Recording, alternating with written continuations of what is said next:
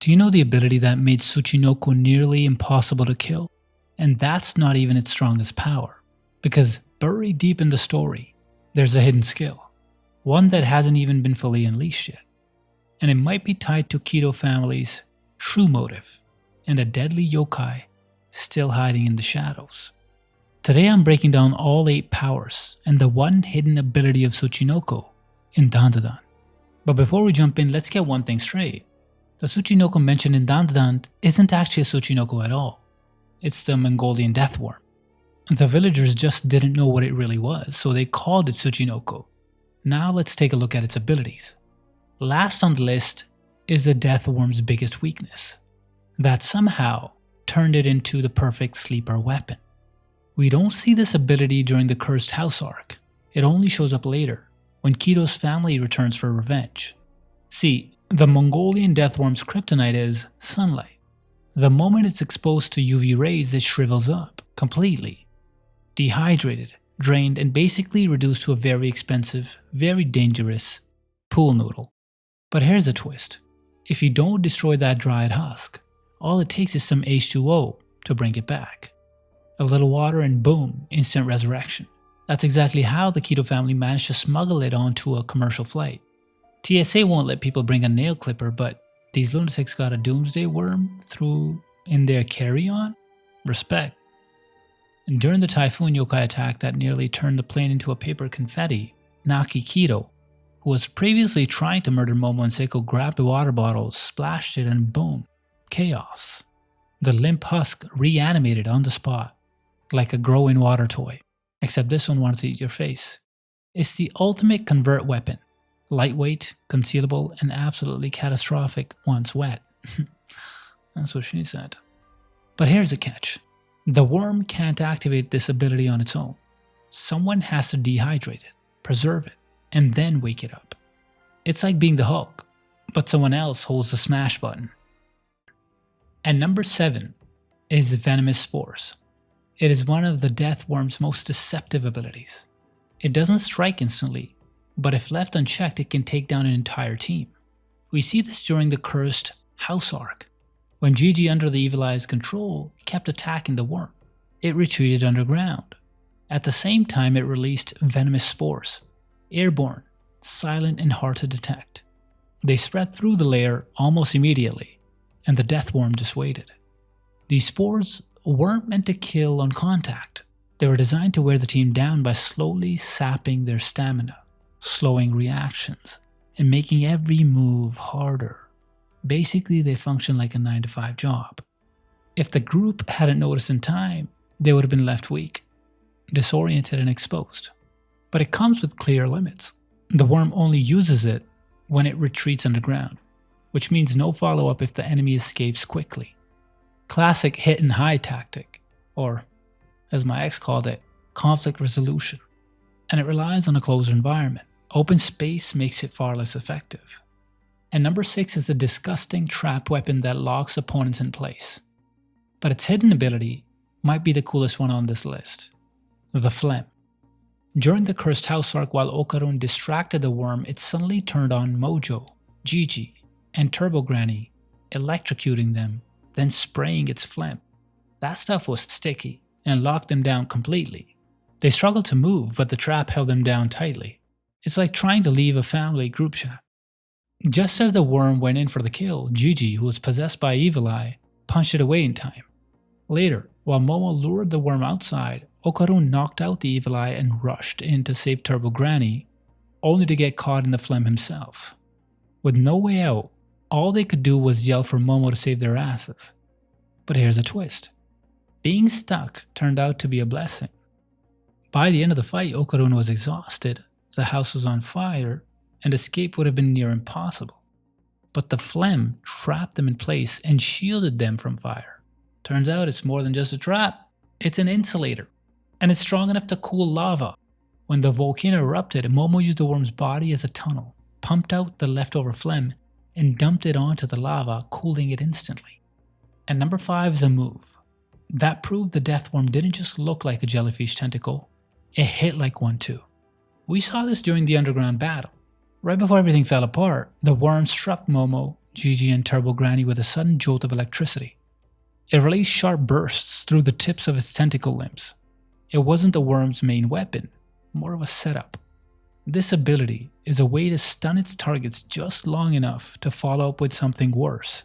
When the shock landed, the team froze on the spot, completely unable to move. Like me whenever my girlfriend says we need to talk. That brief pause was all the worm needed to spray its phlegm and go in for the kill.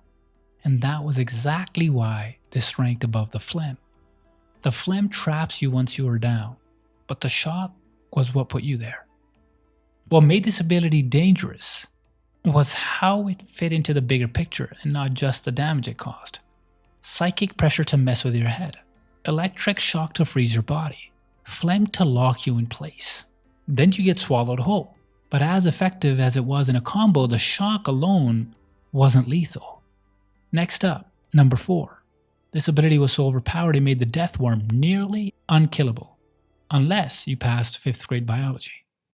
We saw the death worm use this throughout the cursed house fight. At one point, Gigi, who was possessed by Evil Eye, hit it with the Grudge ball repeatedly, but the damage vanished in seconds.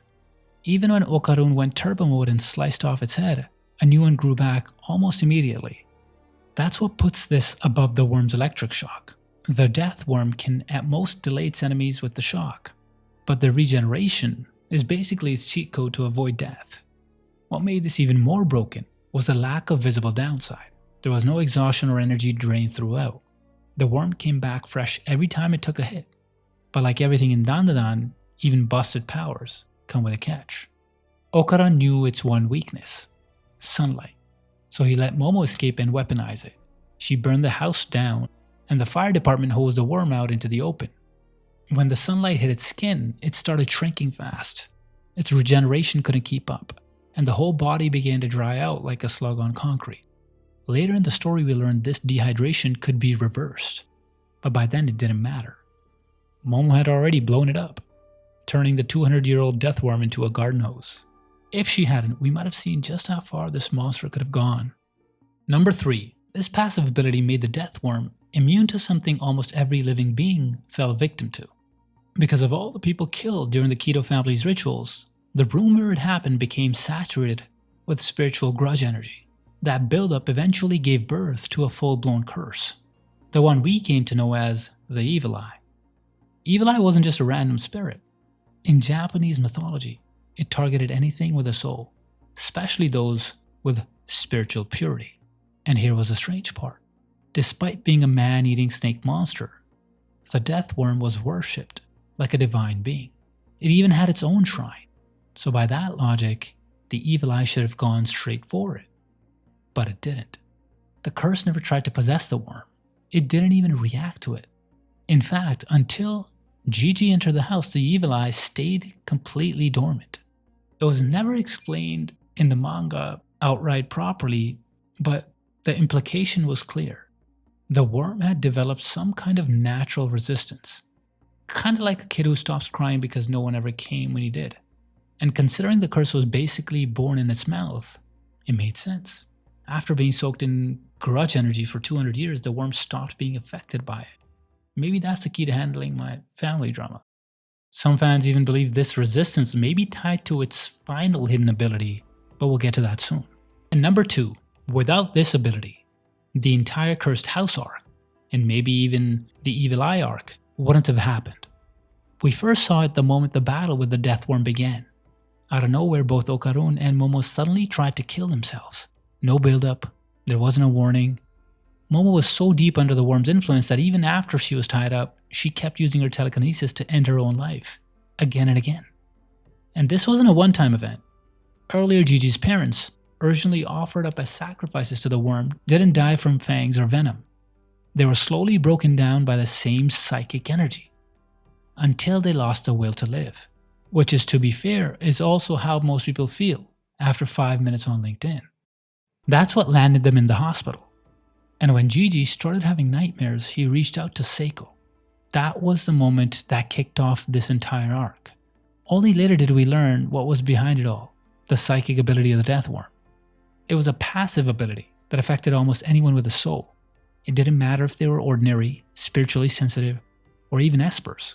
If your will wasn't unshakable, you were finished. And unlike most powers that damage the body, this one went for the mind. It didn't knock you out, it convinced you to take yourself out. And at number 1, the Deathworm's strongest ability wasn't about poison, traps, or regeneration. It was about destruction on a scale no one could stop, except maybe the worm itself. And all it took was for it to get a little hungry. We saw this the moment Momo burned the house down to force the worm into sunlight. As it shriveled, dehydrating faster than the sun, the volcano, which was dormant for over 200 years, suddenly roared back to life. Magma surged from the mountain. The village was seconds away from being a lava grave. If Momo hadn't used the worm's phlegm to cool the flow, if Chiquita hadn't arrived with the rescue ship, it would have been the end. And that's when we realized the worm wasn't just dangerous, it was connected to the land itself. According to the Keto family, the death worm and the volcano were synchronized. Its mood, hunger, and behavior were directly linked to the volcano's activity. When the worm was calm and fed, the mountain stayed quiet. But when it was disturbed, starving, or weakened, the earth responded. That's why the villagers worshipped it, and even built a shrine for it. So this wasn't just a flashy final ability, it was what made the death worm a god-tier threat. But what if I told you destruction wasn't even the actual purpose of the death worm? Because this next hidden ability gives us a chilling hint about what the Keto family may have really been protecting the world from, instead of trying to destroy it. When Okurun and the team realized that the Tsuchinoko was actually the Mongolian death worm, Turbo Granny called it something else, Kuragiri. In Japanese, this literally means darkness or dark place. But in Shinto and Japanese folklore, the word carries a deeper meaning. A dwelling for yokai. That can mean one of two things. A place where yokai are born, or a place that contains them. Which also describes most childhood homes, because that's where all the grudges and trauma come from. If it's the first meaning, that could explain how Evil Eye came into being. But the Keto family didn't raise a world-ending worm just to give birth to a curse. So what if it's the second? What if they raised the death worm to trap something? We later learn the Keto family are actually subterranean. They live deep underground. So here's a theory. What if they're not the villains? What if they're guardians?